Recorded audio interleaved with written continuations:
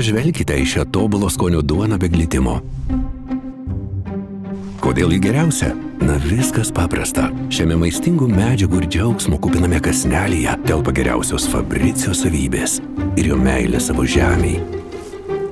Didžiausios visų mūsų ūkininkų pastangos ir jų skvarbų žvilgsniai, nuoširdžiausios ašaros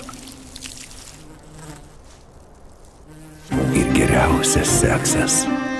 Jame glūdi geriausias priimtas sprendimas. Nuneškime šį tobulą grūdą Laurai. Nuostabiausios svajonės ir šnabždesiai. Tu ir aš, mes pakeisime pasaulį.